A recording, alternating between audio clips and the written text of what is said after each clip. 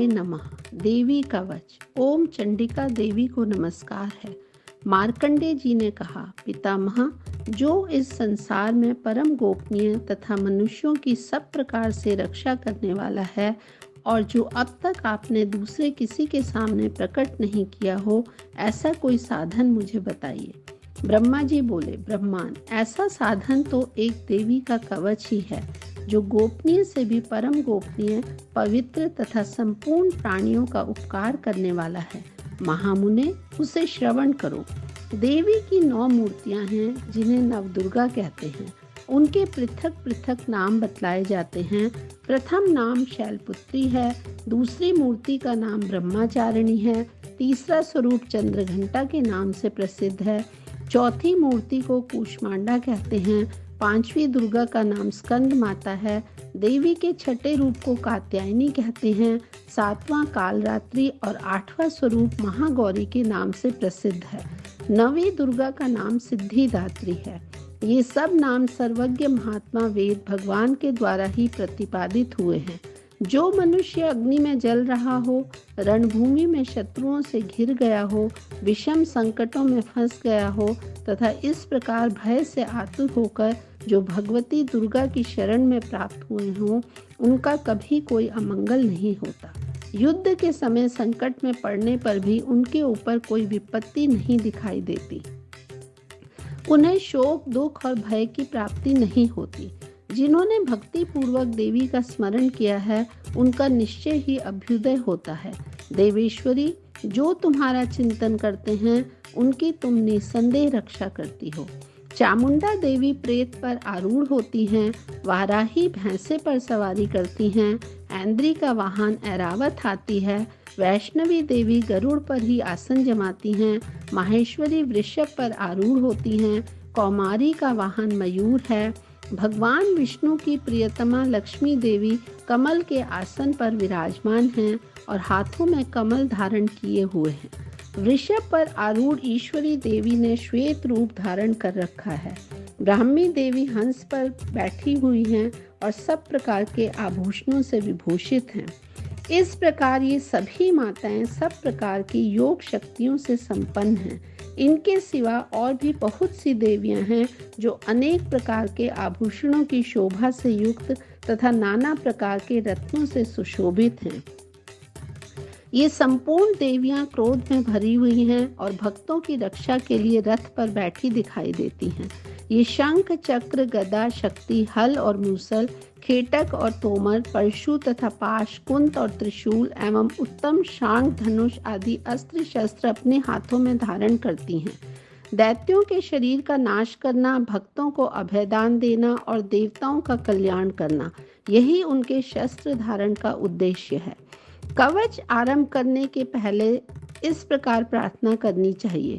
महान रौद्र रूप, अत्यंत घोर पराक्रम, महान बल और महान उत्साह वाली देवी, तुम महान भय का नाश करने वाली हो। तुम्हें नमस्कार है। तुम्हारी ओर देखना भी कठिन है। शत्रुओं का भय बढ़ाने वाली जगदम्बिके, मेरी रक्षा करो। पूर्व दिशा में ऐन्द्री, इंद्र शक्ति मेरी रक्षा करे। अग्नि कोण में अग्नि शक्ति, दक्षिण दिशा में वाराही तथा नैऋत्य कोण में खड्ग धारणी मेरी रक्षा करे। पश्चिम दिशा में वारुणी और वायव्य कोण में मृग पर सवारी करने वाली देवी मेरी रक्षा करे। उत्तर दिशा में कौमारी और ईशान कोण में शूल धारणी देवी रक्षा करे। ब्रह्माणी, तुम ऊपर की ओर से मेरी रक्षा करो और वैष्णवी देवी नीचे की ओर से मेरी रक्षा करो। इसी प्रकार शव को अपना वाहन बनाने वाली चामुंडा देवी 10 दिशाओं में मेरी रक्षा करे। जया आगे से और विजया पीछे की ओर से मेरी रक्षा करे। वाम भाग में अजिता और दक्षिण भाग में अपराजिता रक्षा करे। उद्योतनी शिखा की रक्षा करे। उमा मेरे मस्तक पर विराजमान होकर रक्षा करे। ललाट में मालाधारी रक्षा करे और यशस्वनी देवी मेरी भौहों का संरक्षण करे। भौं के मध्य भाग में त्रिनेत्रा और नथनों की यम घंटा देवी रक्षा करें। देवी दोनों नेत्रों के मध्य भाग में शंखिनी और कानों में द्वार वासिनी रक्षा करे। कालिका देवी कपोलों की तथा भगवती शांकरी कानों के मूल भाग की रक्षा करे। नासिका में सुगंधा और ऊपर के होंठ में चर्चिका देवी रक्षा करे। नीचे के होंठ में अमृतकला तथा जिह्वा में सरस्वती देवी रक्षा करे। कौमारी दांतों की और चंडिका कंठ प्रदेश की रक्षा करे। चित्र घंटा गले की, घांटी की और महामाया तालू में रहकर रक्षा करे। कामाक्षी ठोडी की और सर्वमंगला मेरी वाणी की रक्षा करे। भद्रकाली ग्रीवा में और धनुर्धरी पृष्ठवंश मेरुदंड में रहकर रक्षा करे। कंठ के बाहरी भाग में नील ग्रीवा और कंठ की नली में नलकूबरी रक्षा करे। दोनों कंधों में खड्गनी और मेरी दोनों भुजाओं की वज्र धारणी रक्षा करे। दोनों हाथों में दंडनी और अंगुलियों में अंबिका रक्षा करे। शूलेश्वरी नखों की रक्षा करे। कुलेश्वरी कुक्षी पेट में रहकर रक्षा करे। महादेवी दोनों स्तनों की और शोक विनाशिनी देवी मन की रक्षा करे। ललिता देवी हृदय में और शूल धारणी उदर में रहकर रक्षा करे। नाभि में कामिनी और गुह्य भाग की गुहेश्वरी रक्षा करे। पूतना और कामिका लिंग की और महिष वाहिनी गुदा की रक्षा करे। भगवती कटी भाग में और विंध्यवासिनी घुटनों की रक्षा करे। संपूर्ण कामनाओं को देने वाली महाबला देवी दोनों पिंडलियों की रक्षा करे। नारसिंही दोनों घुटियों की और तेजसी देवी दोनों चरणों के पृष्ठ भाग की रक्षा करे। श्रीदेवी पैरों की उंगलियों में और तलवासनी पैरों के तलवों में रहकर रक्षा करे। अपनी दाढ़ों के कारण भयंकर दिखाई देने वाली दृष्टा कराली देवी नखों की और ऊर्ध्वकेशनी देवी केशों की रक्षा करे। रोमावलियों के छिद्रों में कौबेरी और त्वचा की वागेश्वरी देवी रक्षा करे। पार्वती देवी रक्त, मज्जा, वसा, मांस, हड्डी और मेद की रक्षा करे। आंतों की कालरात्रि और पित्त की मुकुटेश्वरी रक्षा करे। मूलाधार आदि कमल कोशों में पद्मावती देवी और कफ में चूड़ामणि देवी स्थित होकर रक्षा करे। नख के तेज की ज्वालामुखी रक्षा करे। जिसका किसी भी अस्त्र से भेदन नहीं हो सकता, वह अभेद्या देवी शरीर की समस्त संधियों में रहकर रक्षा करे। ब्रह्माणी आप मेरे वीर्य की रक्षा करें। छतेश्वरी छाया की तथा धर्म धारणी देवी मेरे अहंकार, मन और बुद्धि की रक्षा करें। हाथ में वज्र धारण करने वाली वज्रहस्ता देवी मेरे प्राण, अपान, व्यान, उदान और समान वायु की रक्षा करे। कल्याण से शोभित होने वाली भगवती कल्याण शोभना मेरे प्राण की रक्षा करे। रस, रूप, गंध, शब्द और स्पर्श इन विषयों का अनुभव करते समय योगिनी देवी रक्षा करे तथा सत्वगुण, रजोगुण और तमोगुण की रक्षा सदा नारायणी देवी करे। वाराही आयु की रक्षा करे, वैष्णवी धर्म की रक्षा करे तथा चक्रिणी चक्र धारण करने वाली देवी यश, कीर्ति, लक्ष्मी, धन तथा विद्या की रक्षा करे। इंद्राणी आप मेरे गोत्र की रक्षा करें। चंडिके तुम मेरे पशुओं की रक्षा करो। महालक्ष्मी पुत्रों की रक्षा करे और भैरवी पत्नी की रक्षा करे। मेरे पथ की सुपथा तथा मार्ग की क्षेमकरी रक्षा करे। राजा के दरबार में महालक्ष्मी रक्षा करे तथा सब ओर व्याप्त रहने वाली विजया देवी संपूर्ण भयों से मेरी रक्षा करे।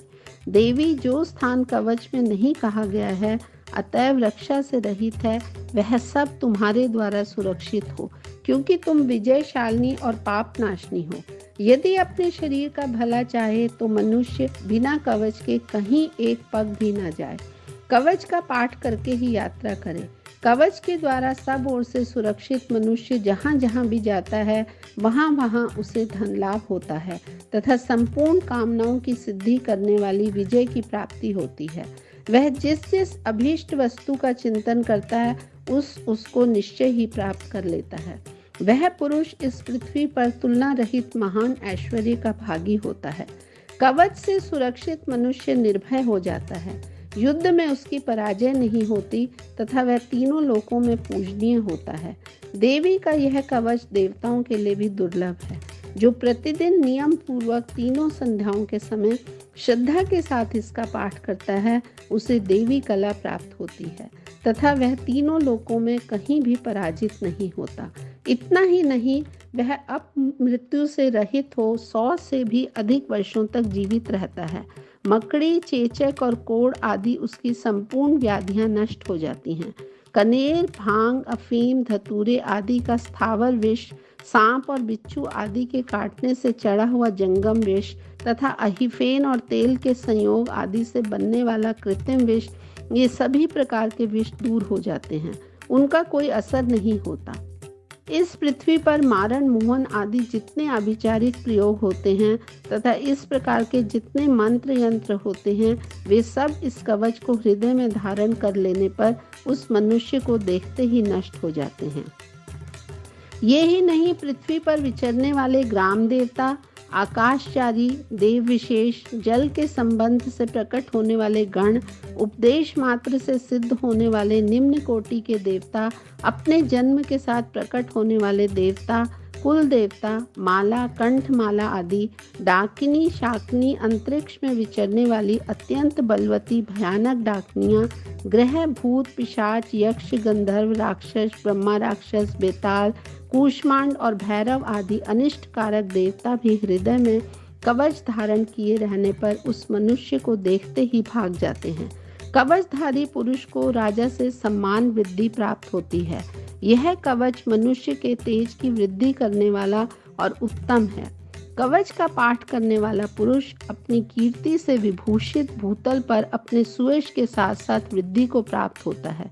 जो पहले कवच का पाठ करके उसके बाद सप्तशती चंडी का पाठ करता है, उसकी जब तक वन, पर्वत और काननों सहित यह पृथ्वी टिकी रहती है, तब तक यहाँ पुत्र, पौत्र आदि संतान परंपरा बनी रहती है। फिर देह का अंत होने पर वह पुरुष भगवती महामाया के प्रसाद से उस नित्य परमपद को प्राप्त होता है, जो देवताओं के लिए भी दुर्लभ है।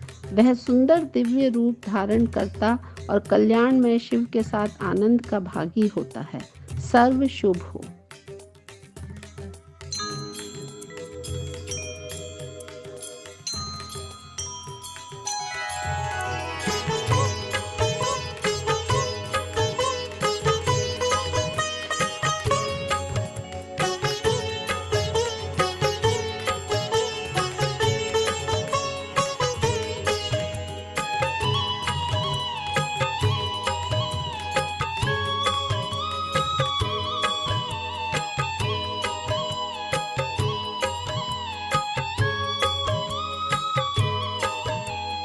सर्वमङ्गलमाङ्गल्ये शिवे सर्व